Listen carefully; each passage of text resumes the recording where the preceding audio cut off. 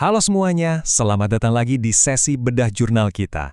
Hari ini kita bakal ngebedah satu jurnal akademik yang jujur aja pas saya baca bener-bener bikin merinding. Judulnya, Faktor Maraknya Penyalahgunaan Narkotika di Kalangan Anak Muda. Kenapa merinding? Karena jurnal ini ngebuka mata kita soal krisis yang lagi ada di depan mata kita banget.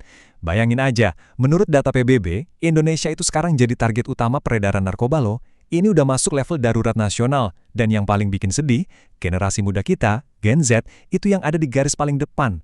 Jadi, yuk kita bongkar akar masalahnya dan cari tahu gimana cara kita bisa nyelamatin mereka.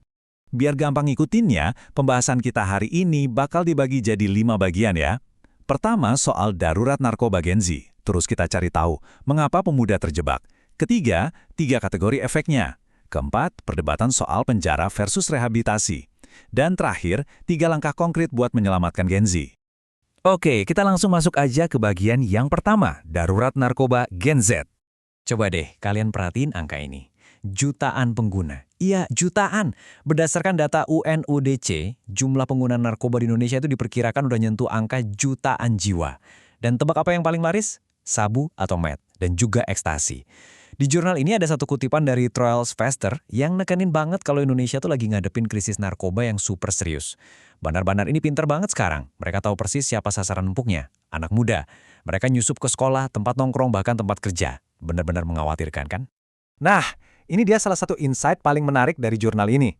Konsep yang namanya self-victimizing victims. Selama ini kan kita kalau ngelihat pengguna narkoba, mikirnya, oh dia kriminal nih. Tapi jurnal ini ngajak kita buat sedikit geser cara pandang kita. Pengguna narkoba itu sebenarnya lagi nyakitin diri mereka sendiri.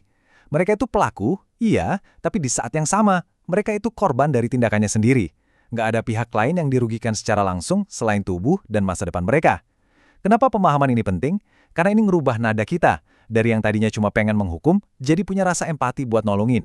Jadi, kalau mereka ini sebenarnya korban dari diri mereka sendiri, pertanyaan logisnya kan, mengapa sih pemuda bisa terjebak? Ternyata, pendorongnya itu kompleks banget dan saling nyambung. Paling sering tuh masalah pergaulan. Tekanan teman sebaya, alias FOMO, pengen dibilang keren, gaul, atau cuma karena penasaran aja.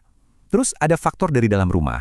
Anak muda sering jadi narkoba sebagai pelarian dari masalah keluarga, stres, atau bahkan trauma masa lalu yang belum beres. Ditambah lagi, aksesnya sekarang gampang banget di lingkungan sekolah atau tongkrongan, pengawasan orang tua yang kurang, lingkungan yang terlalu permisif atau ngebebasin, sampai masalah ekonomi kayak pengangguran. Itu semua ibarat bensin yang nyiram api krisis ini. Dan pas mereka udah beneran terjebak, dampaknya itu, bener-bener menghancurkan 3 pilar kehidupan mereka sekaligus. Secara fisik, tubuh mereka dibikin ketergantungan. Kalau stop bentar aja, rasanya sakit luar biasa. Atau yang biasa kita dengar dengan istilah sakau. Secara psikologis, ada obsesi di otak buat terus-terusan make. Nah, secara sosialnya, ini yang bikin miris. Demi dapat barang itu, mereka mulai bohongin orang tua, manipulatif, bahkan nekat nyuri. Efek domino yang menghancurkan segalanya. Lanjut ke bagian ketiga, 3 kategori efek narkotika. Kita harus tahu nih, sebenarnya apa sih yang dilakuin barang-barang ini ke otak Gen Z?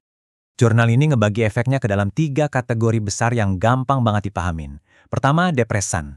Ini zat yang bikin sistem saraf down, bikin tenang, ngantuk, sampai hilang kesadaran. Bahayanya, kalau kelebihan dosis, bisa langsung lewat alias meninggal.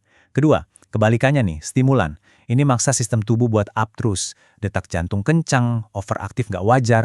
Ketiga, halusinogen. Yang ini ngacoin persepsi dan bikin halusinasi parah. Bayangin aja, 3-tiganya ini merusak sistem saraf dan ngehambat banget perkembangan kognitif otak anak muda yang sebenarnya masih dalam masa pertumbuhan. Tapi tunggu dulu, masalahnya nggak cuma berhenti di narkoba ilegal yang mahal-mahal loh. Undang-undang kita juga ngingetin soal zat adiktif lainnya. Rokok, alkohol, atau bahkan barang warung kayak lem dan bensin. Ini barang-barang yang gampang banget diakses anak-anak kita. Kesannya mungkin sepele atau itu kan legal. Tapi jangan salah, efeknya sama-sama bisa bikin ketergantungan parah dan ngerusak otak mereka secara permanen. Oke, sekarang kita masuk ke bagian yang paling krusial. Bagian keempat, pendekatan penjara versus rehabilitasi. Gimana sih cara kita nanganin krisis segede ini? Coba kita bandingin. Pendekatan pidana murni alias cuma dimasukin penjara, itu ternyata terbukti kurang efektif. Kenapa? Karena angka residivisnya tinggi banget. Jadi orang di penjara, keluar, make lagi.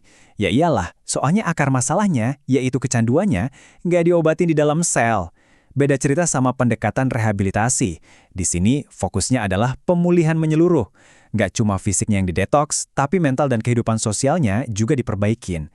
Ini ibaratnya nyembuhin penyakitnya, bukan cuma sekedar ngehukum orangnya. Dan ini bukan omong kosong teori doang ya. Jurnal ini ngasih data real dari BNN Kabupaten Bandung Barat tahun 2024.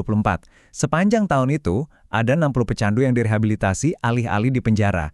Bahkan 39 diantaranya langsung dirujuk ke rumah sakit jiwa dan program intervensi masyarakat. Yang bikin kaget, rata-rata umur mereka itu 20-40 tahun, usia-usia produktif banget kan?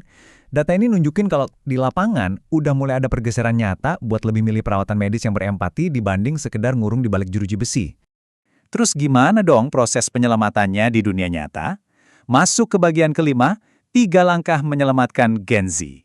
Jurnal ini ngerangkum solusinya jadi 3 langkah yang jelas banget. Langkah 1, primer. Ini benteng pertamanya, pencegahan. Edukasi di sekolah, dukungan kuat dari keluarga sebelum si anak kenal narkoba. Tapi kalau udah terlanjur kena, kita geser ke langkah 2, sekunder. Ini fase pengobatan awal medis. Detoksifikasi selama 1-3 minggu buat mutusin efek zatnya di badan. Nah, sesudahnya baru masuk ke langkah 3, tersier. Ini fase pemulihan jangka panjang, bisa 3-12 bulan. Di sini mereka dikasih konseling dan dukungan sosial biar benar-benar siap balik ke masyarakat dan beraktivitas normal lagi. Pada akhirnya, ada satu kutipan dari jurnal ini yang ngena banget buat saya. Tanggung jawab dalam menangani penyalahgunaan narkoba tidak hanya terletak pada satu pihak, melainkan kewajiban bersama yang dimulai dari lingkungan terkecil. Bener banget kan? Kita nggak bisa cuma ngandelin polisi atau pemerintah. Keluarga, sekolah, lingkungan warga, semuanya harus kerja bareng. Kita harus mulai melihat anak-anak muda yang terjerat ini sebagai masa depan bangsa yang lagi sakit dan butuh ditolong, bukan musuh yang harus disingkirin. Nah, setelah kita bedah habis-habisan soal akar masalah, efek merusaknya, sampai kenapa rehabilitasi itu penting banget, saya jadi penasaran nih sama pendapat kalian. Menurut kalian, langkah pertama apa sih yang paling realistis buat kita lakuin di rumah atau lingkungan kita sehari-hari buat ngelindungi generasi muda dari bahaya ini? Coba deh tulis pendapat atau mungkin pengalaman kalian di kolom komentar ya. Kita ngobrol dan diskusi di sana. Kalau kalian ngerasa pembahasan jurnal kali ini bermanfaat dan ngebuka wawasan baru, jangan lupa buat klik tombol subscribe ya, biar kalian nggak ketinggalan sesi bedah jurnal dan topik-topik seru kita berikutnya. Dan tolong banget, bagikan materi ini ke teman-teman, keluarga, atau grup WhatsApp kalian. Semakin banyak orang yang paham soal pentingnya empati dan rehabilitasi ini, makin besar peluang kita buat nyelamatin generasi penerus bangsa. Terima kasih udah nemenin saya diskusi hari ini, dan sampai jumpa di pembahasan selanjutnya.